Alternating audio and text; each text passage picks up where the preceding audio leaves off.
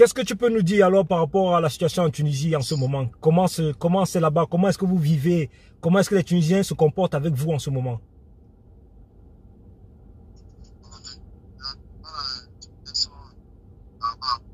Ils sont barbares, c'est ça? Quand j'ai appelé son fils, quand on a discuté, et qui m'a dit que c'était chaud, moi je lui ai dit que je ne peux pas l'aider. Je lui ai dit que je ne peux pas envoyer quelque chose parce que ça serait comme si je suis en train de te donner l'argent pour que tu sois à l'aise dans des pays où je sais qu'on ne nous respecte pas.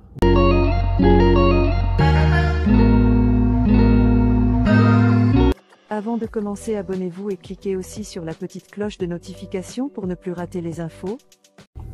Waouh! Je suis de retour parmi vous et je peux vous assurer que ça me fait plaisir. Déjà, je tiens à m'excuser pour ma petite absence. Vous savez, la vie d'un homme sur terre n'est pas de tout repos. Il peut arriver par moment vous soyez très occupé, que vous soyez vraiment saturé par des programmes qui vous empêchent de pouvoir faire ce que vous aimez faire. Et une des choses que j'aime faire, c'est voilà, discuter avec ma communauté, partager mon quotidien avec ma communauté parce que j'ai vécu tellement de choses pertinentes, tellement de choses fortes en émotion ces derniers temps, c'est que j'aurai sûrement l'occasion de partager avec vous aussi, comme celle que je veux partager là maintenant. Vous savez, depuis un bon bout déjà, nous avons vu le président tunisien qui est sorti avec des phrases vraiment, on se demande si dans quel siècle nous sommes, et on se demande, ces phrases sont prononcées dans quel continent? Quel continent? Continent africain. Et ce qui me choque souvent par-dessus tout, c'est de ne pas voir la réaction de certains États africains. Surtout quand je parle africain, je parle africain à la peau noire, peau pleine de mélanine. Je suis vraiment estomaqué de voir à quel point nos enfants, nos frères, nos papas, nos mamans, nos fils, nos petits-fils sont négligés dans cette partie de l'Afrique. Et comme je disais, c'est écœurant de ne pas voir nos chefs d'État réagir.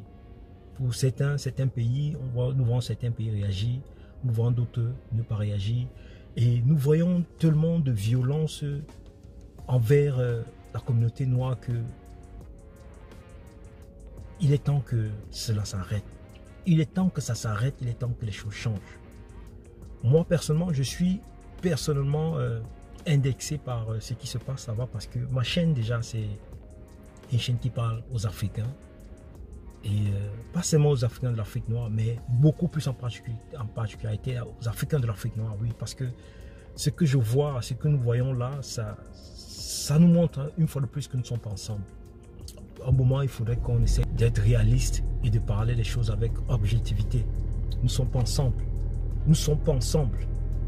C'est parce que si nous étions ensemble, les autres pays même, maghrébins, les autres pays de la sous-région se seraient levés pour dénoncer de la plus forte des énergies possibles pour dénoncer le comportement que leurs frères arabes ont envers les Noirs subsahariens, les Noirs africains, les Noirs noirs.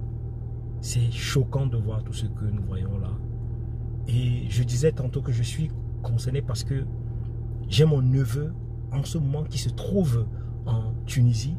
D'ailleurs, je l'appelle à l'instant. Au moment où nous faisons la vidéo, je vais faire une petite interview avec lui et je pourrais mettre aussi quelques vidéos de lui, les vidéos qu'il m'envoie, comment ils sont en Tunisie, comment est-ce qu'elle vit là-bas, comment ils sont cachés parce qu'ils sont pourchassés comme des rats, ils sont pourchassés comme des sangliers qu'on voudrait finir avec et peut-être pourquoi pas cuisiner. C'est choquant, c'est écœurant, c'est énervant de voir tout ce que voilà, nos frères vivent là-bas. Mais par-dessus tout aussi, je n'encourage pas ça. Moi, personnellement, quand mon cousin m'a dit que son fils est en Tunisie en ce moment, il est en train de vouloir traverser. La première chose, j'ai dit que, mais attends, tu as laissé qu'il parte là-bas?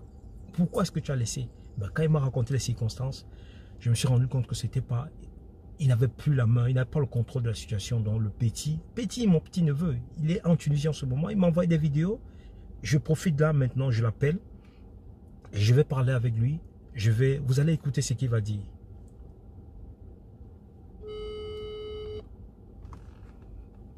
Comme vous pouvez voir, hein, je suis en train d'appeler.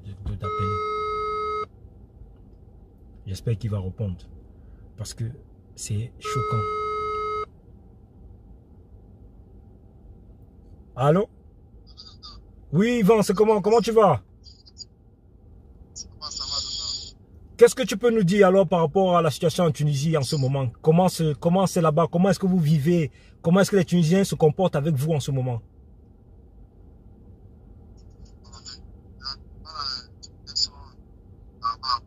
Ils sont barbares, c'est ça?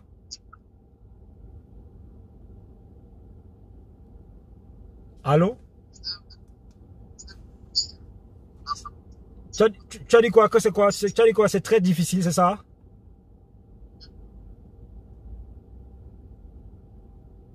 Est-ce que tu pourras envoyer aussi, comme je t'ai dit, je vais t'envoyer un peu d'argent pour que tu puisses acheter des mégas, pouvoir m'envoyer encore quelques vidéos de vous là-bas. Qu'est-ce que tu peux dire? Parce que la vidéo que je suis en train de faire ici va faire le tour du monde. Et ton témoignage peut sauver, peut changer beaucoup de choses. Qu'est-ce que tu peux dire par rapport à ça? C'est vrai que le volume de ton téléphone n'est pas très bon, mais qu'est-ce que tu peux dire? Parce que ce que tu vas dire, moi je vais essayer de répéter ce que tu dis pour que les gens qui regarderont la vidéo aussi puissent écouter, entendre ce que tu as partagé.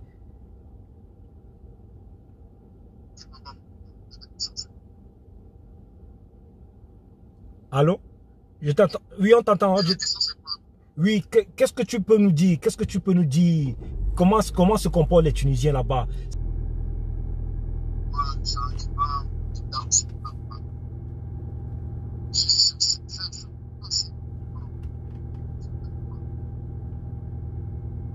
Il n'y a pas, attends, tu n'as pas un autre, il n'y a pas un ami qui peut te prêter un téléphone pour appeler. Je vous envoie les mégas.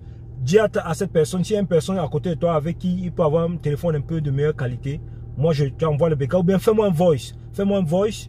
Peut-être si tu me fais un voice, ça va mieux, je veux mieux entendre. Parce que ce que je suis en train de faire, je suis en direct là. Le message que tu vas passer, ça va passer dans le monde entier.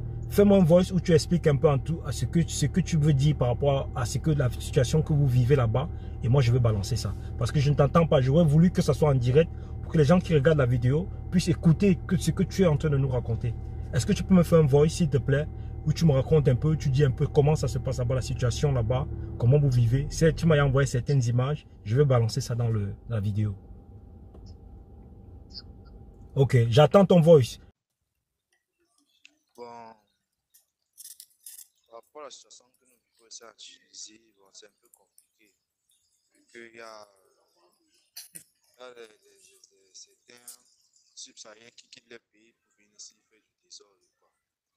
Bon, il y a un groupe de Guinéens avec les Maliens. Guinéens, Maliens et quelques Ivoiriens qui ont agressé une femme ivoirienne qu'elle a tuée chez elle dans son domicile. Qu'elle a tuée à son domicile. Ça, comme première étape. Et deuxième étape, il y a aussi dans une autre ville ici en Tunisie qu'on appelle Sousse, Camerounais qui sont morts d'empoisonnement. Du coup, les Tunisiens ont vu c'est un peu comme si subsahariens viennent faire du n'importe quoi dans les pays. Surtout encore avec la mort de la femme que les Guinéens ont tuée. C'est ça qui a causé encore un désastre comme ça. Les Tunisiens ont commencé à faire une révolte contre nous, disant qu'ils ne veulent plus voir les subsahariens ici. De la révolte, se comportait mal. Du coup, la semaine passée, le week-end, ils ont fait une marche contre nous. Il y a certains qui étaient avec nous, certains qui étaient contre. Et du coup, ce jour, comme il y a certains qui veulent voir accepter, certains sont partis au travail. On a 10 personnes qui ont fait ce jour. Mais d'autres croyaient, comme ils sont des étudiants, sont sortis. Il y a un Congolais, un Ivoirien étudiant qui sont venus, ils ont tous les papiers normalement. On les a tués. La population les a tués. Puis le caillou, goudin, tout. Ils sont morts sur place. Bon, du coup, la situation ici, c'est défavorable. Et maintenant, puisqu'il y a eu plusieurs marches aussi contre ça, les étudiants, puisque la majorité des étudiants ici, là, ce sont les subsahariens. Ils ont prévu que bon, si la situation ne s'arrête pas, ils ne partent plus à l'école. Bon, du coup, ils ont arrêté. Parce que là, le président, ça s'est passé même avant-hier, le président est revenu sur ses propos. Il a dit qu'on ne notifie aucun subsahارien qui soit en règle ou soit pas en règle, mais il faut qu'ils se munissent des pièces d'identité dans la façade. Jusqu'à là, maintenant, comme le président Obi à propos, certains croient que c'est fini. Et maintenant, la population profite de cette situation pour continuer. Profite de la situation pour continuer à faire des agressions, tout, n'importe quoi. Récemment, il y a eu. Les Tunisiens sont entrés dans les maisons ont mis le feu dans les maisons aussi en Tunisie, avec les Camerounais à l'intérieur. Les Tunisiens ont mis le feu. Du coup, c'est un peu pénible. Alors que le président est revenu sur ce propos-là, a dit qu'il ne veut plus qu'on arrête aucun subsahérien, mais jusqu'à là, ils sont toujours en train de déranger. Ça, Et comme je t'ai dit, lundi au plus tard, je t'envoie quelque chose pour pouvoir t'aider là-bas à essayer d'avoir quelque chose. C'est pénible. Et maintenant, je crois que maintenant, ça ok, ça marche. À tout à l'heure alors. Merci. Hein. Comme vous avez pu constater, le réseau n'est pas très bon. En fait, je dirais même pas le réseau. Je dirais que, vous savez, ils sont dans des situations précaires là-bas.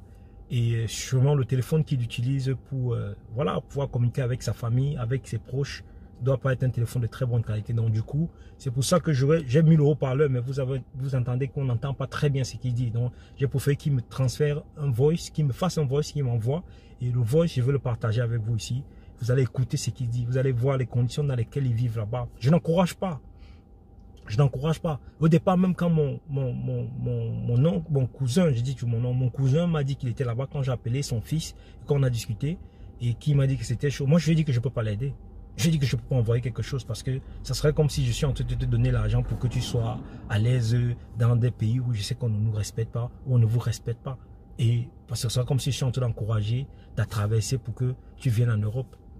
Alors que il y a d'autres solutions, il y a des solutions voilà, adéquates pour pouvoir traverser pour venir en Europe. C'est vrai que ce n'est pas évident, c'est vrai que ce n'est pas facile avec des refus des visas, mais je n'encourage pas ça.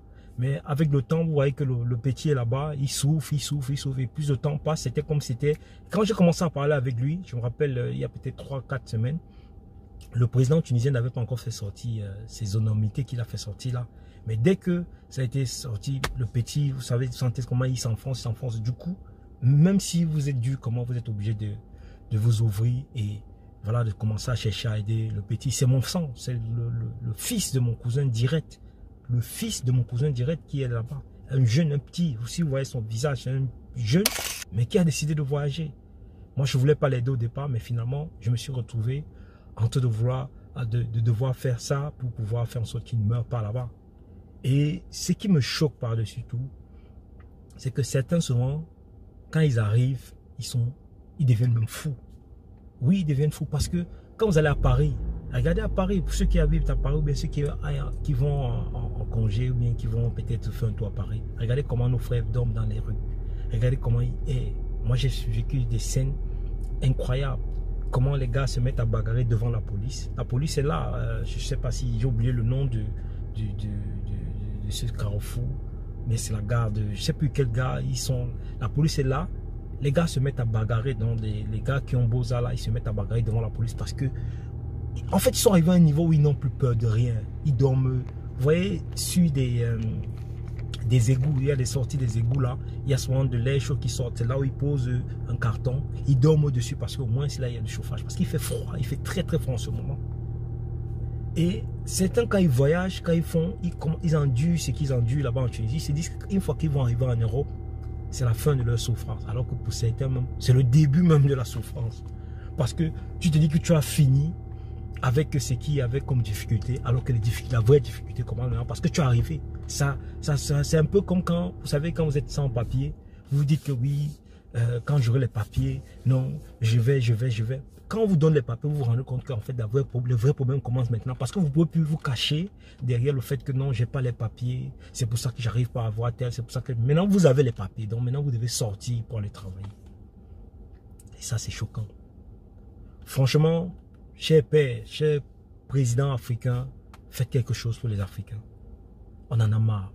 On en a marre. Nous savons que c'est le temps de l'Afrique. Nous voyons comment les présidents européens sont en train de se bagarrer, pour pouvoir récupérer l'Afrique, pour pouvoir se réapproprier l'Afrique et les ressources africaines. Et nous pensons qu'il est temps que vous faites quelque chose. Et un peu de dignité. Au bout d'un moment, soyez un peu fiers. Vous êtes des Noirs. À part si vous êtes, je sais pas, des bounty, comme on dit souvent ici en Europe. Vous êtes noir à l'extérieur, blanc à l'intérieur. Au bout d'un moment, soyez un peu fiers. Ayez un peu d'ego. Ayez un peu d'ego, s'il vous plaît. S'il vous plaît, ayez un peu d'ego pour le peuple noir.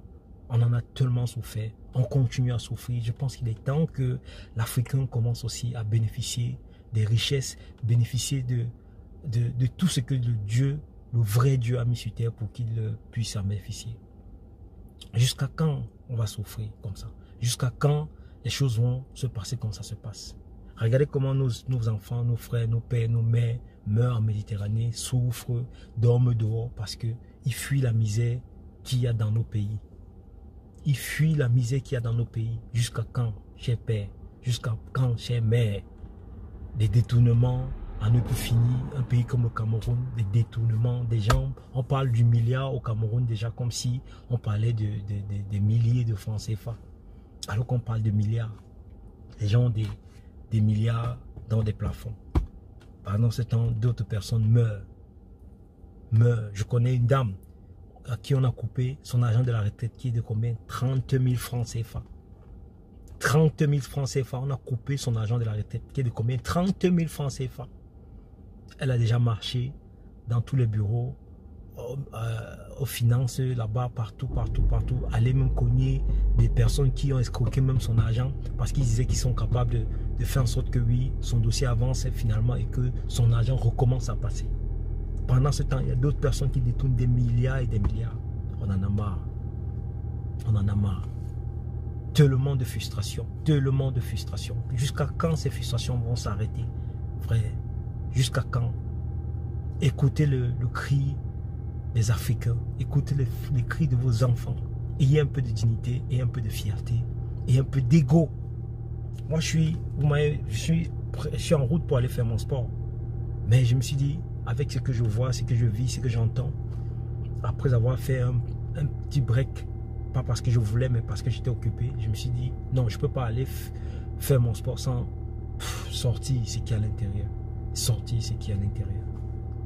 J'espère que cette vidéo ne passera pas inaperçue, qu'elle entrera dans les oreilles qu'il faut, qu'elle entre pour pouvoir changer, ne serait-ce qu'un peu, juste un tout petit peu, la vie de l'homme noir sur terre. C'était Tony Bercy. Ciao, ciao.